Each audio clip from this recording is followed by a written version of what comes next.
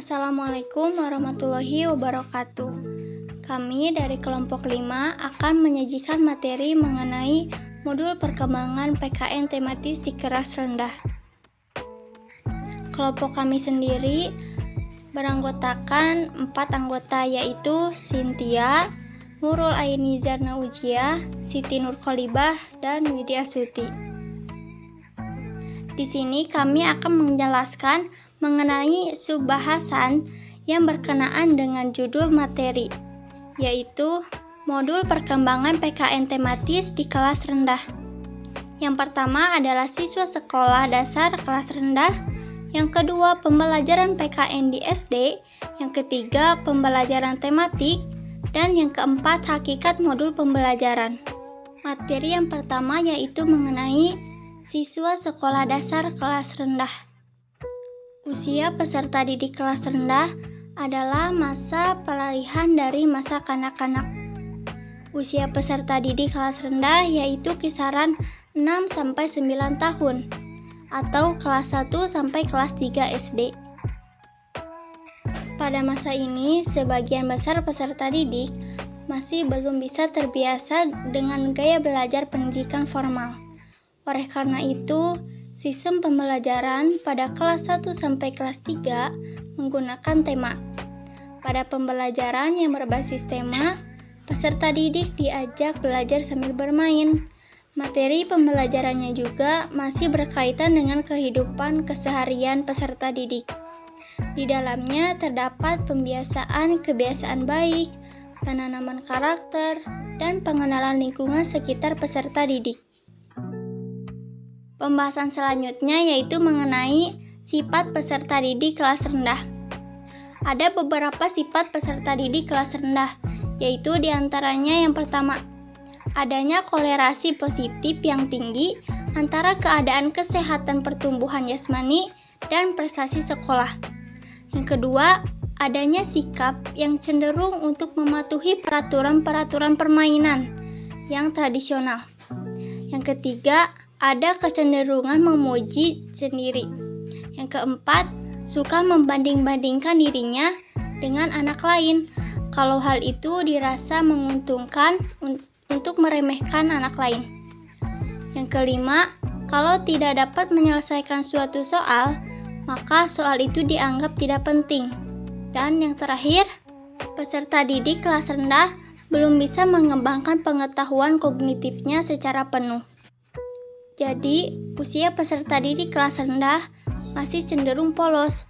Polos di sini artinya adalah peserta didik masih perlu bimbingan untuk mengarahkan apa yang baik dan apa saja yang buruk oleh peserta didik, baik di sekolah maupun di rumah. Baik, untuk materi selanjutnya yaitu mengenai pembelajaran PKN di sekolah dasar. Yang pertama ada pengertian. Istilah kewarganegaraan merupakan terjemahan dari civic, yang merupakan mata pelajaran sosial yang bertujuan membina dan mengembangkan anak didik agar menjadi warga negara yang baik. Selanjutnya yaitu tujuan pembelajaran PKN di sekolah dasar. Tujuan pembelajaran PKN di sekolah dasar yaitu mengembangkan dan melestarikan nilai luhur dan moral yang berakar pada budaya bangsa Indonesia yang diharapkan dapat diwujudkan dalam bentuk perilaku dalam kehidupan sehari-hari siswa, baik sebagai individu, masyarakat, warga negara, dan makhluk ciptaan Tuhan Yang Maha Esa. Perilaku-perilaku tersebut adalah seperti yang tercantum di dalam penjelasan Undang-Undang tentang Pendidikan Nasional Pasal 39 Ayat 2, yaitu perilaku yang memancarkan iman dan takwa terhadap Tuhan Yang Maha Esa dalam masyarakat, yang terdiri dari berbagai golongan agama, perilaku yang bersifat kemanusiaan yang adil dan beradab, perilaku yang mendukung persatuan bangsa dalam masyarakat yang beraneka ragam kebudayaan dan beraneka ragam kepentingan. Nah, selanjutnya ada pembelajaran tematik. Apa itu pembelajaran tematik? Pembelajaran tematik merupakan pembelajaran terpadu yang dikemas dalam sebuah tema untuk mengaitkan beberapa mata pelajaran sehingga dapat memberikan pengalaman yang bermakna kepada siswa. Nah, jadi pembelajaran tematik ini di dalamnya memuat beberapa mata pelajaran, kan tetapi dibuat menjadi tema-tema. Nah, selanjutnya ada karakteristik pembelajaran tematik.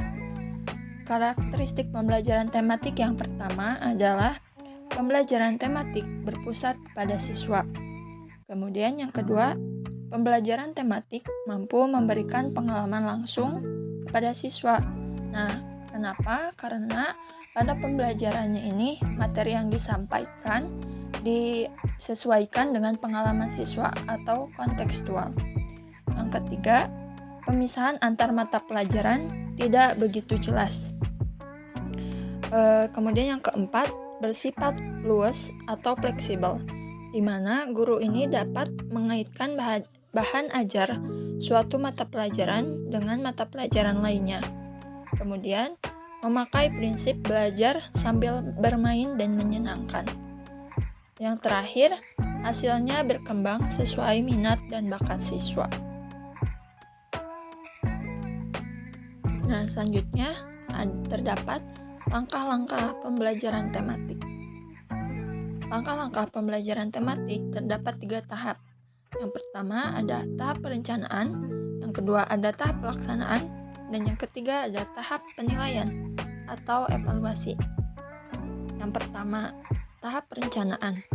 Tahap perencanaan ini merupakan rangkaian rencana yang memuat isi dan kegiatan pembelajaran yang bersifat menyeluruh dan sistematis, serta digunakan sebagai pedoman guru dalam mengelola kegiatan pembelajaran. Nah, kegiatan perencanaan ini di dalamnya memuat 3. Yang pertama, ada memilih tema dan unit-unit tema, di mana tema yang dipilih oleh guru mengacu pada tujuan dan materi-materi pokok bahasan pada mata pelajaran yang terdapat dalam kurikulum. Nah, selain itu juga, tema yang dipilih berdasarkan pertimbangan lain, misalkan berdasarkan konsensus antar siswa, misalkan dari buku bacaan, pengalaman, minat, isu-isu yang sedang beredar di masyarakat, dengan mengingat ketersediaan sarana dan prasarana sumber belajar yang sesuai dengan tingkat perkembangan siswa. Nah, yang kedua terdapat langkah perencanaan aktivitas yang meliputi pemilihan sumber, aktivitas dan perencanaan evaluasi. Nah, di mana evaluasi ini evaluasi dalam pembelajaran tematik mencakup jenis evaluasi sasaran, evaluasi berupa proses dan hasil belajar siswa, aspek evaluasi atau kognitif, afektif, dan psikomotor. Dan yang terakhir ada teknik-teknik evaluasi. Nah, kemudian di dalam perencanaan juga yang terakhir ada kontrak belajar, yaitu memberikan arahan dan isi aktivitas siswa dan merupakan kesepakatan guru dan juga siswa. Nah, di dalam perencanaan ini tadi sudah dibahas mengenai penyusunan tema atau pemilihan tema. Nah, adapun langkah-langkah penyusunan pembelajaran tematik diantaranya yang pertama ada membuat atau memilih tema, yang kedua melakukan analisis indikator, kompetensi dasar, dan hasil belajar yang sesuai dengan tema dan membagi alokasi waktu. Yang ketiga, melakukan pemetaan hubungan kompetensi dasar, indikator dengan tema. Yang keempat, membuat pengelompokan jaringan indikator. Yang kelima, lakukan penyusunan silabus. Nah, itulah langkah-langkah dalam penyusunan pembelajaran tematik. Kemudian, tahap dari pembelajaran tematik yang kedua ada tahap pelaksanaan. Nah, di dalam tahap pelaksanaan ini terbagi lagi ke beberapa tahap. Yang pertama ada kegiatan pembukaan. Kegiatan pembukaan ini yaitu kegiatan untuk apersepsi yang sifatnya pemanasan dan bertujuan untuk menggali pengalaman siswa terhadap tema yang akan disajikan atau bisa disebut sebagai pemantik. Nah, di mana guru ini harus dapat memfasilitasi suatu kegiatan yang mampu menarik perhatian siswa terhadap tema yang akan diberikan. Kemudian ada kegiatan inti. Nah, di mana kegiatan inti ini difokuskan pada kegiatan yang diarahkan untuk mengembangkan kemampuan membaca, menulis, dan juga berhitung. Pada tahap ini juga, pembelajaran menekankan pada pencapaian indikator yang telah ditetapkan pada perencanaan. Nah, yang ketiga ada kegiatan penutup.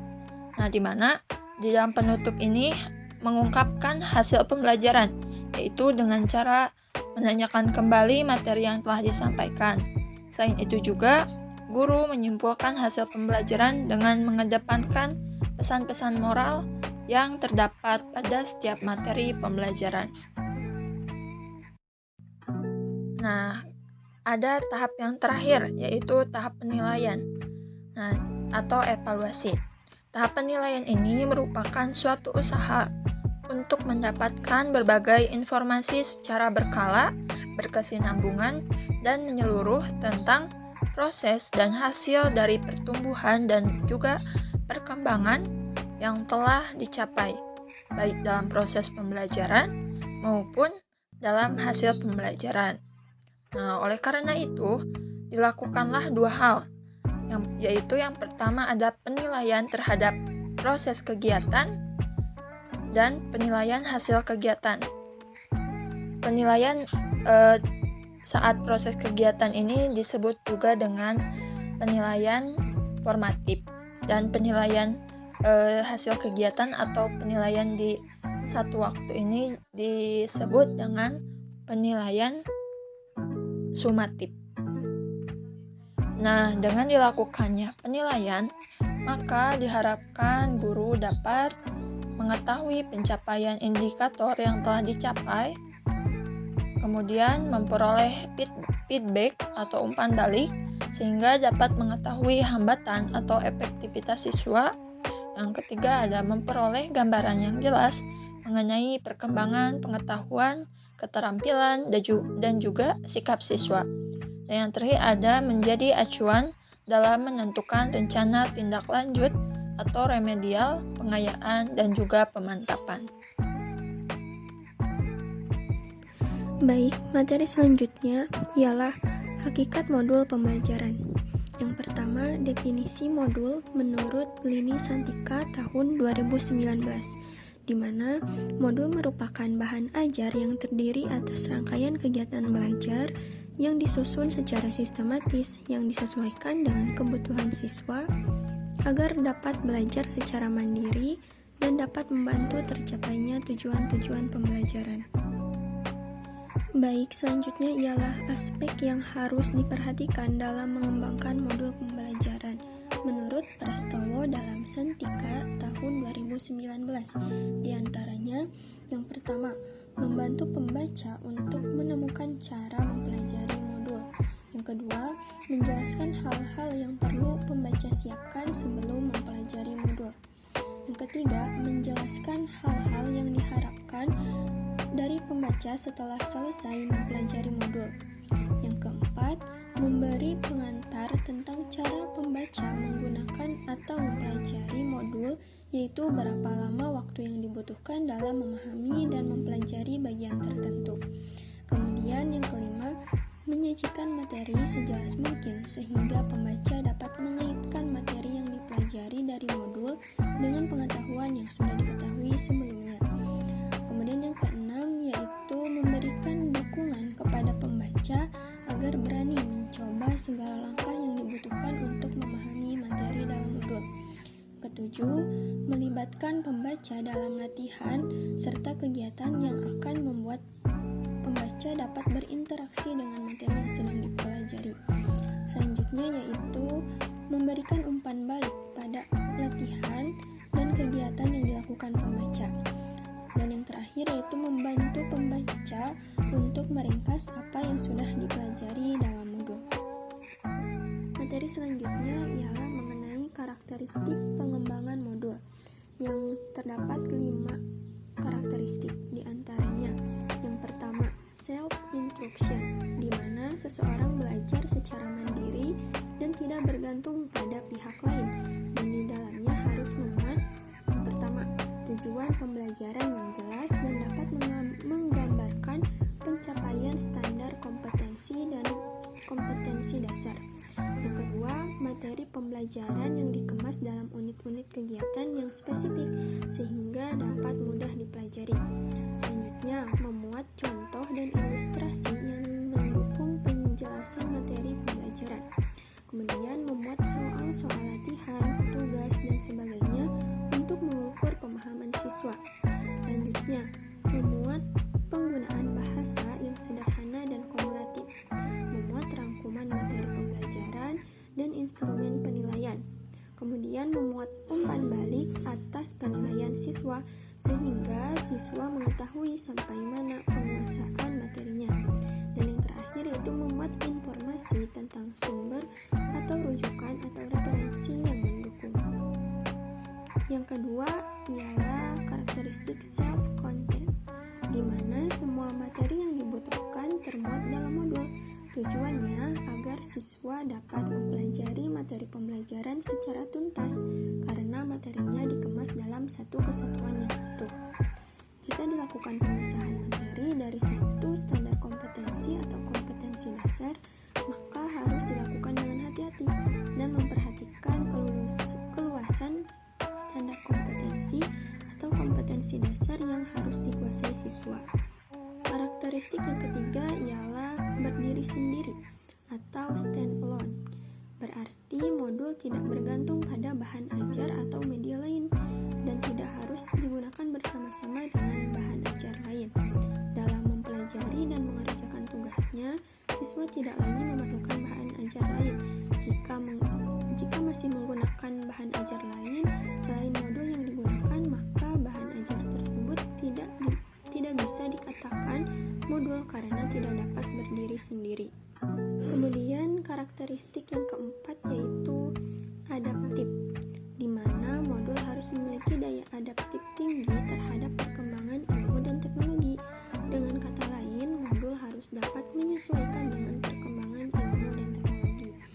Nah, kemudian karakteristik yang kelima yaitu bersahabat atau akrab atau user friendly, di mana setiap instruksi dan paparan informasi bersifat membantu dan bersahabat, baik dalam pemakaiannya, penggunaan bahasa yang sederhana, mudah dimengerti, dan menggunakan istilah yang umum digunakan. Dari serangkaian penjelasan sebelumnya, dapat dinyatakan bahwa modul pembelajaran PKN tematis di kelas rendah ini merupakan bahan ajar yang berisi serangkaian kegiatan pembelajaran secara sistematis yang digunakan dalam perkembangan pembelajaran PKN, yang dimana di dalamnya memuat karakteristik dan aspek modul yang telah ditetapkan dan disesuaikan dengan tema pembelajaran serta karakteristik siswa kelas rendah yang didesain dan dikembangkan oleh guru. Alhamdulillah, pemaparan materi telah selesai. Mohon maaf apabila banyak kesalahan dan kekurangan. Terima kasih atas perhatiannya. Wassalamualaikum warahmatullahi wabarakatuh.